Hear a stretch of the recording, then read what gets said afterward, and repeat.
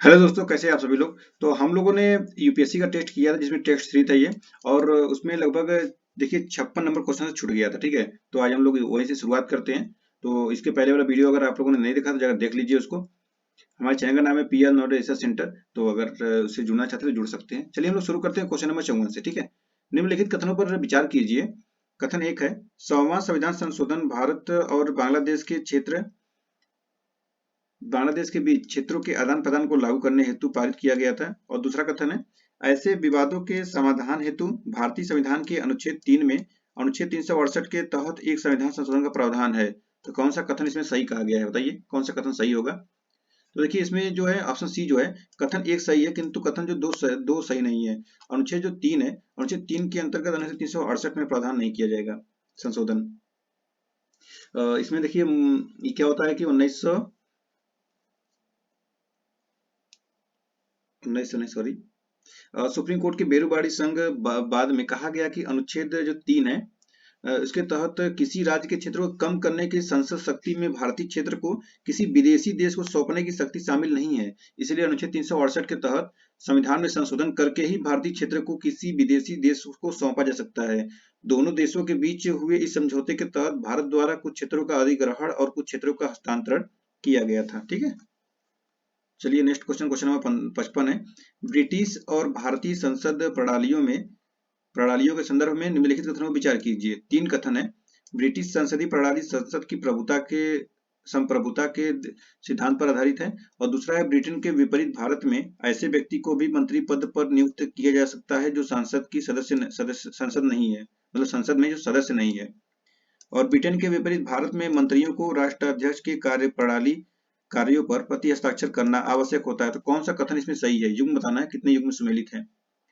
तो देखिए इसमें जो केवल दो युग्म सुमेलित है, ऑप्शन नंबर बी हो जाएगा, केवल दो। जिससे कि इसमें देखिए पहला जो सही है, ब्रिटिश संसदीय प्रणाली संसद की संप्रभुता सिद्धांत पर आधारित है, ये कथन सही है। कथन दो भी सही है, संसद के सदस्य नहीं रहते हैं फिर भी 6 महीना के लिए बना दिए जाते हैं। कथन तीन जो गलत है। देखिए ब्रिटेन मंत्रियों में मंत्री कानूनी जिम्मेदारी होती है, जबकि भारत में कोई ऐसी व्यवस्था नहीं है। ब्रिटेन विपरीत भारत में मंत्रियों के राष्ट्राध्यक्ष कार्यों पर प्रति हस्ताक्षर करना आवश्यक नहीं होता है। अब क्वेश्चन नंबर नेक्स्ट आता है आगे, क्वेश्चन नंबर 56, वित्तीय संशोधन समावेशन के लिए वैश्विक भागीदारी जीपीएफआई के संदर्भ में निम्नलिखित कथनों पर विचार कीजिए। यह अंतरराष्ट्रीय मुद्रा कोष की वित्तीय समावेशन कार्य योजना का मुख्य कार्यान्वयन संगठन है। और दूसरा है, भारत और इटली 2024 से 3 वर्षों के लिए जीपीएफआई के नए सदस्य अध्यक्ष होंगे। तो कौन सा कथन सही होगा। तो देखिए इसमें दोनों कथन हो जाएंगे गलत। क्यों गलत है, तो हालिया सॉरी हालिया संदर्भ में भारत और इटली 2024 से अगले 3 वर्षों के लिए वित्तीय समावेशन के लिए वैश्विक भागीदारी के नए सह अध्यक्ष होंगे। ठीक है, 3 वर्षों से यहाँ पे 3 वर्षों के लिए होंगे, 2024 से 3 वर्षों के लिए, 2024 के बाद से। चलिए क्वेश्चन नंबर 57 है, अल्ट्रासाउंड ट्रांसिएंट एस्ट्रोनॉमी सैटेलाइट, जो कि इसका फुल फॉर्म है, एक स्पेस टेलीस्कोप मिशन जो विशाल दृश्य क्षेत्र वाली पराबैंगनी वेधशाला है, इसे किसके द्वारा विकसित किया गया है। तो इसमें पूछ रहा है किसके द्वारा विकसित किया गया है। तो ये देखिए option number B, Israel space agency IS से। क्वेश्चन नंबर 58 देखिए, 58 में है, निम्नलिखित कथनों पर विचार कीजिए। कथन एक है, W20 महिला 20 यानी वोमेन 20 G20 के अंतर्गत एक आधिकारिक भागीदारी समूह है जो भारत की अध्यक्षता के दौरान स्थापित इसकी एक पहल थी। और दूसरा कथन है, इसका प्राथमिक उद्देश्य यह सुनिश्चित करना है कि लैंगिक विचारों को G20 चर्चाओं में शामिल किया जाए। कौन से कथन इसमें सही होगा बताइए। तो देखिए इसमें जो ऑप्शन डी है, कथन एक सही है, एक सही नहीं है, कथन दूसरा सही है। पहला जो है गलत है और दूसरा सही है। अब नेक्स्ट आता है क्वेश्चन नंबर 59। 59 में है, म्यूनिख सुरक्षा सम्मेलन के संदर्भ में निम्नलिखित कथनों पर विचार कीजिए। यह यूक्रेन पर रूसी आक्रमण के प्रतिक्रिया में जर्मनी द्वारा 2022 में आरंभ की गई एक पहल थी। और दूसरा, यह सम्मेलन केवल सैन्य मुद्दों पर केंद्रित है। कौन सा कथन इसमें सही होगा। दोनों कथन गलत है। क्यों गलत है, तो म्यूनिख सुरक्षा सम्मेलन वैश्विक सुरक्षा संबंधी मुद्दों पर आयोजित किया जाने वाला एक वार्षिक सम्मेलन है। ठीक है, ये यूक्रेन रूस का नहीं है। और दूसरा जो इसमें कह रहा है कि ये केवल सैन्य मुद्दों के लिए है, तो ये सैन्य मुद्दों के लिए नहीं है। ये शीत युद्ध की समाप्ति के बाद सम्मेलन के एजेंडे का विस्तार गया और इसमें रक्षा और सुरक्षा संबंधी मामलों से आगे बढ़कर जलवायु परिवर्तन और प्रवासन जैसे मुद्दों को भी शामिल किया गया था। नेक्स्ट है, निम्नलिखित कथनों पर विचार कीजिए। संयुक्त राज्य अमेरिका में एक व्यक्ति न केवल उस देश का नागरिक होता है बल्कि उस राज्य विशेष का भी नागरिक होता है जहां वह रहता है। और दूसरा है, सभी संघीय देशों में दोहरी नागरिकता व्यवस्था है। कौन सा कथन सही है? तो कथन देखिए, इसमें पहला सही है, दूसरा गलत है। सभी में नहीं होता है। हम लोग यहाँ तो एक ही नहीं, तो एक ही नागरिकता। क्वेश्चन नंबर 61 है, भारतीय संविधान में नागरिकता के प्रावधान संदर्भ में से निम्नलिखित कथनों पर विचार कीजिए। भारतीय संविधान का भाग 3 भारत में नागरिकता से संबंधित है, भाग 3 में थोड़ी नहीं, भाग 2 में है। संविधान उन लोगों की पहचान करता है जो इसके लागू होने के समय अर्थात 26 जनवरी 1950 को भारत के नागरिक बने। तो ये कथन सही हो जाएगा, ऑप्शन नंबर हो जाएगा केवल बी। क्वेश्चन नंबर 62 है, निम्नलिखित देशों पर विचार कीजिए। रूस, कजाकिस्तान, अर्मेनिया, उज्बेकिस्तान, बेलारूस। उपयुक्त में से कितने देश सामूहिक सुरक्षा संधि यानी CSTO के सदस्य हैं? बताइए कितने सदस्य हैं? तो ये हो जाएंगे केवल 4। कौन कौन से हैं? अर्मेनिया है इसमें, अर्मेनिया हो जाएगा, बेलारूस, कजाकिस्तान, किर्गिस्तान और ताजिकिस्तान हो जाएगा। रूस इसमें नहीं है। नहीं नहीं, रूस भी है, उज्बेकिस्तान भी है, हाँ, कजाकिस्तान जो है, कजाकिस्तान में रूस है, कजाकिस्तान है और अर्मेनिया ये भी है, उज्बेकिस्तान भी है, बेलारूस इसमें नहीं है, बेलारूस भी दिख रहा है। तो केवल 4 है, तो इसमें 5 दिया है। उज्बेकिस्तान इसको बाहर हो गया, उज्बेकिस्तान बाहर हो गया, ठीक है, उज्बेकिस्तान ये हटा देंगे। तो रूस, कजाकिस्तान, अर्मेनिया, बेलारूस हो जाएगा। क्वेश्चन नंबर 63 है, राष्ट्रीय जनसंख्या रजिस्टर यानी NPR के संदर्भ में निम्नलिखित कथनों पर विचार कीजिए। भारत के प्रत्येक सामान्य निवासी के लिए NPR में पंजीकरण कराना अनिवार्य है। और दूसरा है, इसमें भारतीय नागरिकों के साथ साथ विदेशी नागरिक भी शामिल है। तो कौन सा कथन इसमें सही होगा? बताइए, दोनों कथन सही है, ऑप्शन नंबर सी हो जाएगा। क्वेश्चन नंबर 64 है, भारत के विदेशी नागरिक कार्ड धारक के संदर्भ में निम्नलिखित कथनों पर विचार कीजिए। उसे एक मतदाता के रूप में पंजीकृत किए जाने का अधिकार नहीं होगा। और दूसरा है, उसे लोक नियोजन के मामलों में अवसर की समानता का अधिकार नहीं होगा। और तीसरा है, वह राज्यसभा के सदस्य के रूप में नामांकित होने के लिए अर्ह होगा। कौन सा, कितने कथन इसमें सही है? तो देखिए, इसमें 2 युग्म सुमेलित है। कैसे? तो इसमें देखिए, जो दूसरा कथन है, लोक नियोजन के मामले में अवसर की समानता नहीं रहेगा, ये कथन सही है। और ये कथन हो जाए,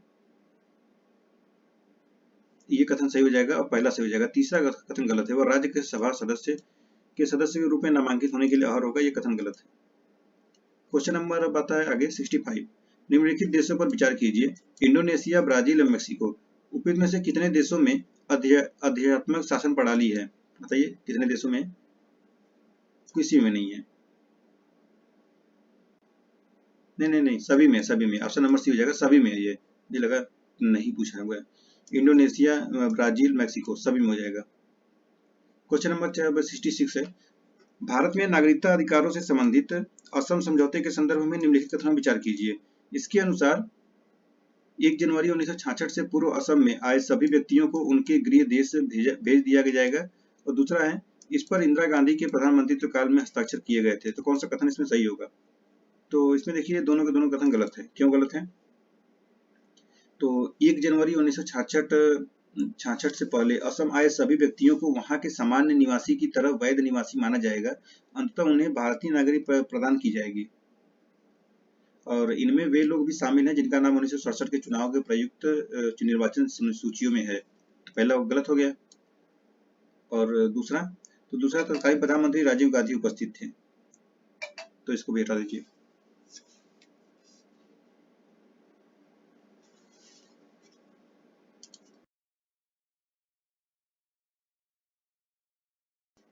क्वेश्चन नंबर 66 है, प्रत्यक्ष लोकतंत्र का प्राथमिक उद्देश्य क्या है? बताइए क्या है प्रत्यक्ष लोकतंत्र?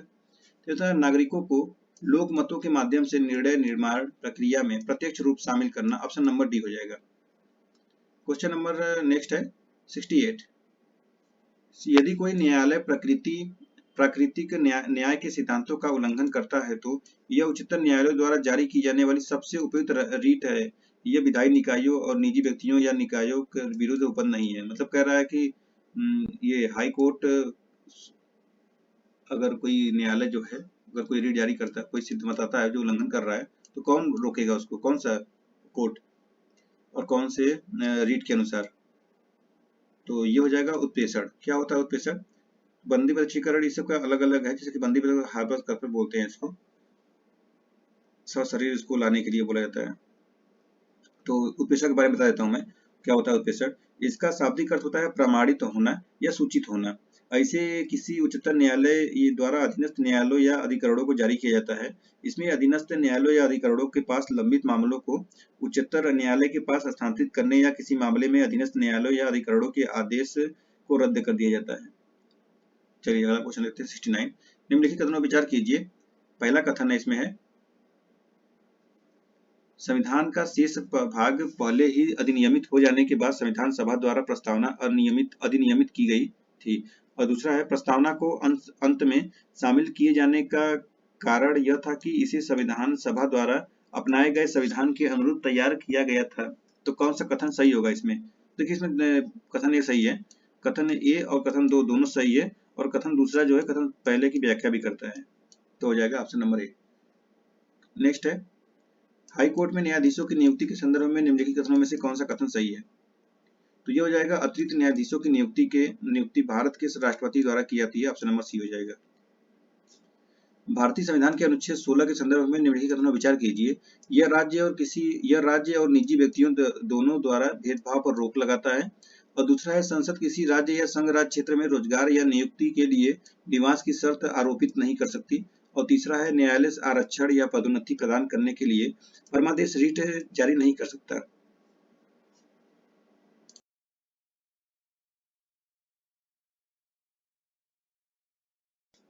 कितने युग्म सम्मिलित हैं बताइए, कितने युग्म सम्मिलित होंगे? तो इसमें केवल एक युग्म सम्मिलित है। कौन सा है? तो देखिए इसमें जो है, पहला कह रहा है कि यह राज्य किसी निजी व्यक्तियों द्वारा भेदभाव रोक लगाता है, ये कथन हो जाएगा गलत पहला। और दूसरा है, तो दूसरा ये निवास की शर्त आरोपित कर सकती है, ठीक है, तो ये भी हो जाएगा गलत। तो सिर्फ लास्ट वाला सही है, ऑप्शन नंबर 3। क्वेश्चन नंबर 72 है, निम्नलिखित कथनों पर विचार कीजिए। चेराई देव मोइदम्स को असम के पिरामिड के नाम से जाना जाता है क्योंकि इसमें अहोम राजाओं और रानियों की पवित्र कब्रें हैं। और दूसरा है, चेराई देव शहर अहोम वंशीय राजाओं की मूल राजधानी थी। तीसरा है, चेराई देव शहर की स्थापना अहोम राजवंश के संस्थापक छोलुंग सुक्पा ने की थी। बताइए कितने युग्म सम्मिलित इसमें है? सभी सही है, तो ऑप्शन नंबर हो जाएगा सी, ठीक है।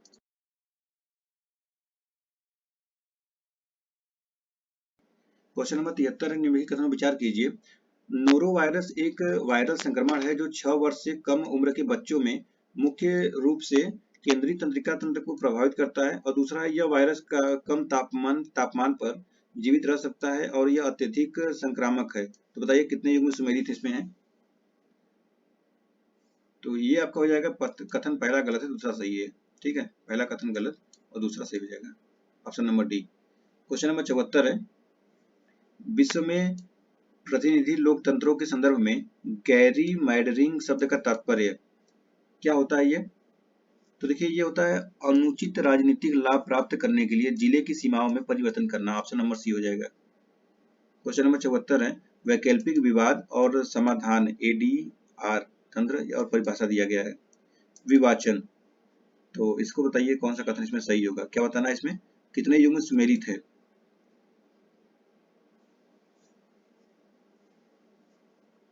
चलिए सूत्र बताते हैं। विवाचन, यह एक गैर बाध्यकारी प्रक्रिया है जिसमें एक निष्पक्ष तीसरा पक्ष पक्षों को विवाद के पारस्परिक रूप से संतोषजनक सहमत समाधान तक पहुंचने में सहायता करता है। तो ये कथन गलत है। क्यों? तो क्योंकि देखिए, विवाचन यानी विवाद को विवाचन अधिकरण के समक्ष प्रस्तुत किया जाता है और अधिकरण विवाद पर निर्णय यानी पंचाट देता है। यह निर्णय सामान्यतः सभी पक्षों पर बाध्यकारी होता है, ठीक है। तो इसलिए पहला कथन जो हो जाएगा गलत। दूसरा में समझौता, यह एक बाध्यकारी प्रक्रिया है जिसमें एक निष्पक्ष तीसरा पक्ष पक्षों को विवाद के पारस्परिक रूप से संतोषजनक सहमत समाधान तक पहुंचने में सहायता करता है। तो ये भी कथन हो जाएगा गलत।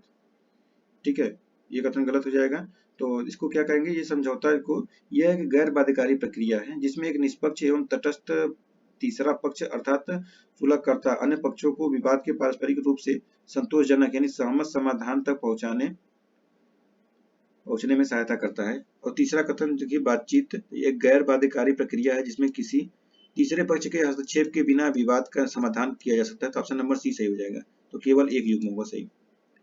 क्वेश्चन नंबर 76 देखिए, भारत के रजिस्ट्रार जनरल के कार्यालय के संदर्भ में निम्नलिखित कथनों पर विचार कीजिए। किसी भी समुदाय को अनुसूचित जनजाति सूची में शामिल करने के लिए RGI कार्यकाल की स्वीकृति अनिवार्य है। और दूसरा है, यह गृह मंत्रालय के अंतर्गत आता है। और तीसरा है, यह नमूना पंजीकरण प्रणाली का उपयोग करके जन्म दर और मृत्यु दर का अनुमान जारी करता है। तो बताइए कौन सा कथन इसमें सही होगा। तो देखिए इसमें तीनों कथन सही हो जाए तो ऑप्शन नंबर सी हो जाएगा। क्वेश्चन नंबर 77 है, निम्नलिखित कथनों पर विचार कीजिए। कथन 1 है, भारत के प्रत्येक राज्य का अपना हाई कोर्ट है। और दूसरा है, भारत के संविधान में उल्लेख है कि प्रत्येक राज्य के लिए एक हाई कोर्ट होगा। तो कौन सा कथन इसमें सही है। देखिए इसमें क्या है कि पहला कथन गलत है, दूसरा कथन सही है। ठीक है, अभी सब में नहीं है। निम्नलिखित में से कौन सा एक अंतरराष्ट्रीय संबंधों में कम्युनिकेशन हॉटलाइन का सर्वोत्तम वर्णन है। बताइए इसमें से क्या इसके बारे में है लिखा हुआ है, कौन सा होगा। देखिए यह है, विभिन्न देशों में सरकार के प्रमुखों के बीच संचार हेतु एक विशेष और सीधी फोन लाइन होता है। कम्युनिकेशन हॉटलाइन बोलते हैं इसको। भारतीय संविधान के निम्नलिखित प्रावधानों पर विचार कीजिए। मूल अधिकार, DPSP और मूल कर्तव्य और 5वीं अनुसूची। संविधान के उपयुक्त प्रावधानों में से कितने प्रावधान सहकारी समितियों के गठन को प्रोत्साहन प्रदान करते हैं। कितने युग्म सम्मिलित इसमें हैं। तो इसमें केवल 2 युग्म सम्मिलित होंगे। कौन कौन से। तो देखिए इसे 97 संविधान संशोधन अधिनियम 2001 ने सहकारी समितियों को संवैधानिक दर्जा और सुरक्षा प्रदान किया था। इसने सहकारी समिति गठित करने के अधिकार को संविधान के भाग 3 के तहत मूल अधिकार अनुच्छेद 19 बना दिया। इसने संविधान के भाग 4 यानी DPSP को सहकारी समितियों को बढ़ावा देने के लिए नया निर्देशक तत्व बनाया, 43 का बी जोड़ा था। ठीक है, तो 2 हो जाएंगे इसमें, मूल अधिकार और DPSP 1 और 2। क्वेश्चन नंबर 80 है, हाल ही में सुर्खियों में रहे जयपुर घोषणा पत्र क्या, इसका उद्देश्य क्या है। बताइए क्या उद्देश्य है। ये हो जाएगा रेलवे संगठनों की रक्षा एवं सुरक्षा दीर्घकालिक लक्ष्य को प्राप्त करना। ऑप्शन नंबर सी हो जाएगा। क्वेश्चन नंबर 81 है, सुप्रीम कोर्ट के स्थान के संदर्भ में निम्नलिखित कथनों में से कौन सा कथन सही नहीं है। पहला है, संविधान में दिल्ली को सुप्रीम कोर्ट का स्थान घोषित किया गया। सही है। संविधान भारत के राष्ट्रपति को किसी अन्य स्थान को सुप्रीम कोर्ट का स्थान घोषित करने का अधिकार प्रदान करता है। ये कथन गलत हो जाएगा। तीसरा है, किसी अन्य स्थान को सुप्रीम कोर्ट का स्थान घोषित करने का प्रावधान केवल वैकल्पिक है, अनिवार्य नहीं। तो ये सही है। तीसरा है, कोई भी व्यक्ति किसी अन्य स्थान को सुप्रीम कोर्ट का स्थान घोषित करने के लिए राष्ट्रपति या मुख्य न्यायाधीश को कोई निर्देश नहीं दे सकता। तो ये भी सही है।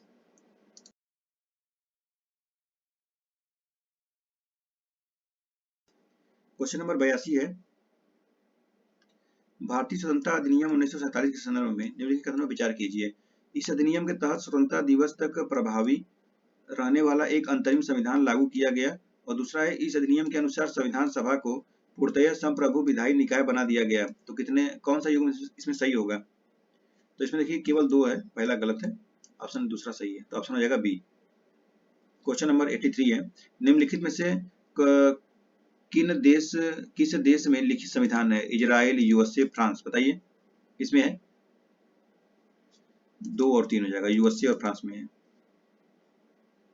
संविधान संशोधन प्रक्रिया संदर्भ में निम्नलिखित में से कौन सा कथन सही नहीं है। कोई गैर सरकारी सदस्य संविधान संशोधन हेतु विधेयक पूरा स्थापित कर सकता है। सही है। संविधान संशोधन विधेयक पूरा स्थापित करने के लिए राष्ट्रपति की पूर्व अनुमति आवश्यक नहीं होती। सही है। संविधान संशोधन विधेयक पर चर्चा करने हेतु दोनों सदनों की संयुक्त बैठक बुलाई जा सकती है। ये कथन गलत है। और तीसरा है, राष्ट्रपति को संसद द्वारा पारित संविधान संशोधन विधेयक पर सहमति देना अनिवार्य होता है। तो ये भी सही है। तो ऑप्शन नंबर सी इसका हो जाएगा, सी। क्वेश्चन नंबर 85 देखिए, भारतीय संविधान के भाग 4 में निहित निम्नलिखित कथनों में से कौन पर विचार कीजिए। समान न्याय और निःशुल्क विधिक सहायता, ग्राम पंचायतों का गठन, सभी कर्मचारी के लिए जीवन निर्वाह मजदूरी और उद्योगों के प्रबंधन में कर्मचारी कर्मकारी की भागीदारी। तो फिर बताइए कि गांधीवादी विचारधारा पे है, कौन सा है इसमें गांधीवादी विचारधारा? तो गांधीवादी विचारधारा देखिए ये खाली ग्राम पंचायत के लिए था, तो ऑप्शन नंबर केवल एक हो जाएगा। क्वेश्चन नंबर 86 है प्राथमिकी सूचना रिपोर्ट यानी FIR प्राथमिक फर्स्ट इंफॉर्मेशन रिपोर्ट और चार्ट सीज के संदर्भ में निम्नलिखित कथनों पर विचार कीजिए। FIR एक प्रारंभिक रिपोर्ट है जबकि चार्ट सीज अंतिम रिपोर्ट। FIR को जांच अधिकारी द्वारा जबकि चार्ट सीज को अपराध से पीड़ित व्यक्ति द्वारा दर्ज करवाया जाता है। FIR को पुलिस स्टेशन में दर्ज किया जाता है जबकि चार्ट सीज को न्यायालय में दाखिल किया जाता है। कितने कथन कितने युग्म सम्मिलित होंगे बताइए? इसमें देखिए 2 युग्म सम्मिलित होंगे। इसमें जो दूसरा बोल रहा है कथन तो गलत पहले से ही लग रहा है ना, ये कथन गलत हो जाएगा। FIR की जांच अधिकारी जबकि चार्ट सीज अपराध पीड़ित, ये अपराध जो पीड़ित रहता है वो FIR लिखवाता है और 2 तो सही है। क्वेश्चन नंबर 87 देखिए, अधिकार परीक्षा रीट के संदर्भ में निम्नलिखित कथनों पर विचार कीजिए। इसे किसी सार्वजनिक पद पर आसीन किसी व्यक्ति के दावे की वैधता की जांच करने के लिए न्यायालय द्वारा जारी किया जाता है। और दूसरा है इसकी मांग किसी भी इच्छुक व्यक्ति द्वारा की जा सकती है, जरूरी नहीं कि वह पीड़ित व्यक्ति हो। तो कौन सा कथन सही होगा इसमें बताइए? तो इसमें देखिए दोनों कथन सही, तो ऑप्शन नंबर सी हो जाएगा। क्वेश्चन नंबर 88 है, केंद्रीय बजट 2023 में घोषित अमृत धरोहर योजना का लक्ष्य क्या है बताइए इसमें से? ये है ऑप्शन नंबर डी, आर्द्र भूमि परितंत्र के संरक्षण में स्थानीय समुदायों के मूल्यों को बढ़ावा देना। ऑप्शन नंबर डी हो जाएगा। क्वेश्चन नंबर 89 है, भारत में नागरिकता के संदर्भ में नागरिकता अधिनियम 1955 द्वारा निर्धारित नागरिकता प्राप्त करने के तरीकों में निम्नलिखित में से कौन शामिल है? जन्म, वंशानुगत पंजीकरण, देशीकरण, क्षेत्र को समाविष्ट करने का आधार। तो गुट का प्रयोग करी सही उत्तर का चयन कीजिए, कौन सा सही होगा? सभी कथन सही, तो ऑप्शन नंबर डी हो जाएगा। क्वेश्चन नंबर 90 है, भारतीय संविधान में उल्लेखित निम्नलिखित मूल अधिकारों पर विचार कीजिए। विधि के समक्ष समता और विधियों का समान संरक्षण अनुच्छेद 14, अपराधों के लिए 2 सिद्धि संरक्षण अधिनियम अनुच्छेद 20 और प्रारंभिक शिक्षा अधिकार अनुच्छेद 21 का ए, धार्मिक कार्यों के प्रबंधन की स्वतंत्रता अनुच्छेद 26, शिक्षा संस्थाओं की स्थापना और प्रशासन करने का अल्पसंख्यक अधिकार अनुच्छेद 30। अब बताना इसमें कितने युग्म सुमेलित हैं, बताइए कितने युग्म सुमेलित इसमें है? तो इसमें केवल 4 युग्म सुमेलित हैं, 5। और कौन सा इसमें गलत है तब?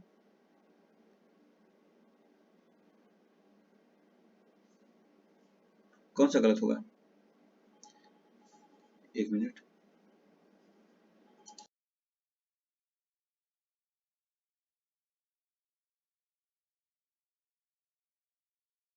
ओके, तो हम लोग कौन सा क्वेश्चन कर रहे थे? क्वेश्चन नंबर 89, ठीक है।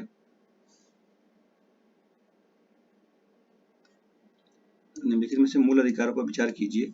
और क्वेश्चन नंबर 90 है ना, 90 कर रहे हैं, 89 नहीं, 90 में कह रहा है तो विधि के समक्ष समता और विधियों के संरक्षण प्रदान।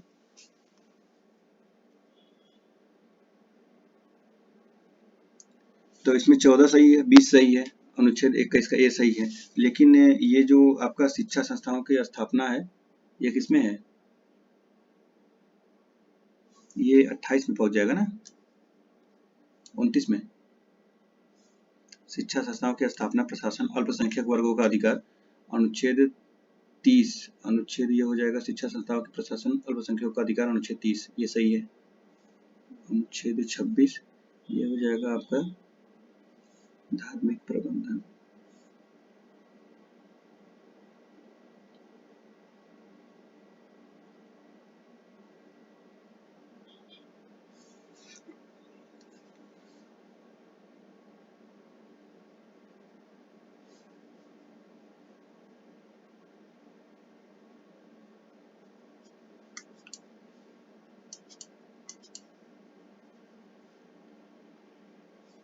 धार्मिक कार्यों के प्रबंधन की स्वतंत्रता अनुच्छेद 26, तो धार्मिक कार्यों के प्रबंधन की स्वतंत्रता अनुच्छेद 26 ये भी सही है। शिक्षा संस्थाओं की स्थापना, प्रशासन करने की अल्पसंख्यक वर्गों की स्थापना, तो यह होता है संस्थाओं में धार्मिक शिक्षा, धार्मिक उपासना, अनुच्छेद 28 में जाता है। शिक्षा संस्थाओं की स्थापना और प्रशासन करने का अल्पसंख्यक वर्गों का अधिकार अनुच्छेद 30, तो ये भी तो सही है। तो इसमें तो 4 5 सही होना चाहिए था। चलिए इस क्वेश्चन को, जो भी क्वेश्चन होगा इसमें आंसर होगा, इसको कमेंट बॉक्स में बता दीजिएगा, ठीक है। क्वेश्चन नंबर 91 है, निम्नलिखित कथनों पर विचार कीजिए। कथन एक है, वायसराय कैनिंग ने केंद्रीय परिषद में 3 भारतीयों अर्थात बनारस के राजा, पटियाला के महाराजा और सर दिनकर राव को मनोनीत किया। दूसरा है, भारतीय परिषद अधिनियम 1861 ने पहली बार कार्यकारी परिषदों में भारतीयों को शामिल किए जाने का प्रावधान किया। तो बताइए कौन सा इसमें कौन सा एक सही है, कौन सा कथन सही होगा बताइए। तो देखिए इसमें पहला सही है और दूसरा कथन गलत है। ठीक, ऑप्शन नंबर सी हो जाएगा। क्वेश्चन नंबर 92 है, निम्नलिखित संवैधानिक विशेषताओं पर विचार कीजिए। संसद की संप्रभुता का सिद्धांत, नाम मात्र की कार्यकारी उपस्थिति और संसद के निचले सदन का विघटन। तो उपयुक्त में से कौन से भारत के संविधान के तहत प्रदान की गई संसदीय सरकार की आवश्यक विशेषताएं हैं? बताइए कितने युग्म इसमें सुमेलित होंगे? तो देखिए इसमें केवल 2 युग्म सुमेलित होंगे। नाम मात्र और वास्तविक कार्यकारी उपस्थिति ये होती है। निचले सदन में संसद की संप्रभुता सिद्धांत और संसद के निचले सदन का विघटन, ये हो जाएगा 2 और 3। पहला जो संसद की संप्रभुता का सिद्धांत, ये कथन हो जाएगा गलत, तो 2 और 3 हो जाएगा सही। केवल 2 युग्म सुमेलित हैं। क्वेश्चन नंबर आता है आगे 93, कृषि और प्रसंस्कृत खाद्य उत्पाद निर्यात विकास प्राधिकरण के संदर्भ में निम्नलिखित कथनों पर विचार कीजिए। यह वाणिज्य एवं उद्योग मंत्रालय के अधीन एक शीर्ष संगठन है और दूसरा है, समुद्री उत्पादों के साथ साथ अधिकांश कृषि उत्पाद के अंतर्गत आते हैं। कौन सा कथन इसमें सही है? तो इसमें देखिए दूसरा कथन गलत है, पहला सही है, तो ऑप्शन नंबर हो जाएगा ए। क्वेश्चन नंबर 94 है, निम्नलिखित में से किन्हें सामान्य तौर पर नागरिक का कर्तव्य माना जाता है? करों का भुगतान, देश की रक्षा और संपत्ति का स्वामित्व रखना। कूट का प्रयोग करी, सही उत्तर का चयन कीजिए, बताइए। तो ये हो जाएगा इसमें 1 और 2 सही है, 1 और 2, ऑप्शन नंबर 3 हो जाएगा गलत, संपत्ति का स्वामित्व रखना नहीं है। Question number 95, doctor B R Ambedkar के अनुसार निम्नलिखित में से कौन सी भारतीय संविधान की अनूठी विशेषता है? अनूठी विशेषता किसको कहते हैं? ये है डीपीएसपी को। नागरिकता अधिनियम 1955 के संदर्भ में निम्नलिखित में से कौन सी परिस्थिति या परिस्थितियों में सरकार द्वारा किसी व्यक्ति को नागरिकता से वंचित किया जा सकता है?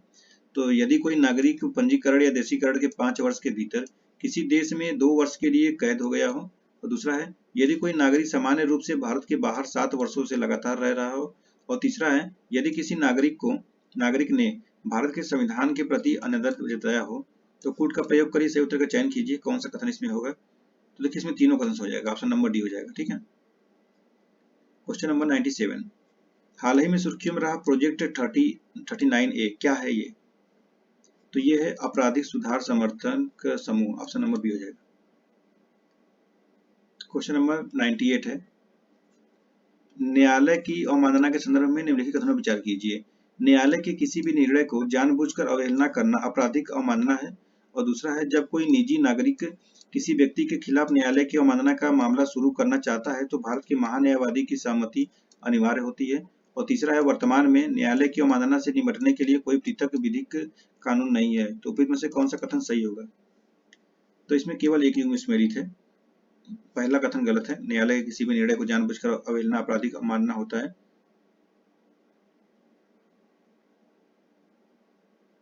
और इसमें देखिए दूसरा कथन सही है, जब कोई निजी नागरिक किसी व्यक्ति के खिलाफ न्यायालय की अवमानना का मामला शुरू करना चाहता है तो भारत के महान्यायवादी की सहमति अनिवार्य होती है। तीसरा है, वर्तमान में न्यायालय की अवमानना से निपटने के लिए कोई पृथक विधिक कानून नहीं है, कानून, बहुत सारे कानून इसमें। तो इसमें केवल 2 हो जाएगा, तो ऑप्शन हो जाएगा केवल 1। क्वेश्चन नंबर 99 है, निम्नलिखित कथनों पर विचार कीजिए। फजल अली आयोग ने सैद्धांतिक रूप से एक भाषा एक राज्य के सिद्धांत को स्वीकार किया, और दूसरा है, आयोग का मानना था कि भारत की एकता और अखंडता को प्रमुखता दी जानी चाहिए। तो कौन सा युग्म सम्मिलित होगा इसमें? बताइए। तो ये पहला जो है गलत है और दूसरा सही हो जाएगा, तो ऑप्शन नंबर हो जाएगा डी, पहला गलत और दूसरा सही। लास्ट क्वेश्चन, क्वेश्चन नंबर 100 है, निम्नलिखित व्यक्तियों पर विचार कीजिए। सुचिता कृपलानी, उषा मेहता, कैप्टन लक्ष्मी सहगल, वेगन एजराल, एजाज रसूल और लास्ट एनी मैसकेरेनी, उपयुक्त में से कितनी महिलाएं नेतृत्वकर्ता भारत के संविधान सभा सदस्य की थी? कितनी थी ये? तो इसमें केवल 3 थी। कौन कौन? तो देखिए इसका पूरा, भारत की संविधान सभा का गठन 1946 दिसंबर 1946 में हुआ था। आरंभ में इसमें कुल प्रतिनिधियों की संख्या 389 थी, बाद में यह संख्या घटाकर 299 हो गया। सही था, एक मैंने उसमें बताया था 296, वो 296 नहीं 299 था। ठीक है, पहले कितना था? पहले था 389, फिर अब हो गए 299। और इसमें से 299 में से 15 जो सदस्य थी ये वोमेन थी, महिलाएं।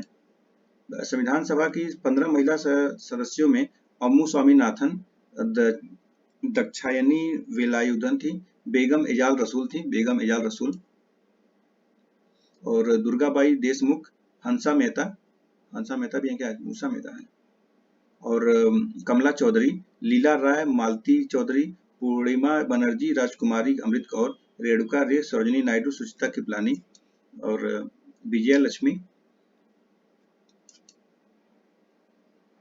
और एनी मस्करेनी थी। बेगम रियाज रसूल संविधान की एकमात्र मुस्लिम महिला सदस्य थी। दाक्षायणी वेलायुधन वर्ष 1946 में संविधान सभा के लिए चुनी जाने वाली पहली और एकमात्र दलित महिला थी। एनी मैस्करेनी का जन्म केरल के तिरुवनंतपुरम में एक लैटिन कैथोलिक परिवार में हुआ था।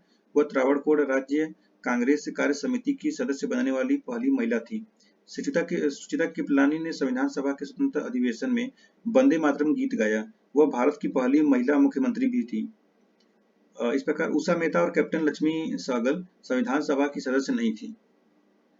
इस लक्ष्मी सहगल अम्मू स्वामीनाथन की पुत्री थी। उन्होंने सुभाष चंद्र बोस के नेतृत्व वाली भारतीय राष्ट्रीय नेता सेना में जनरानी झांसी की रेजिमेंट का नेतृत्व किया था।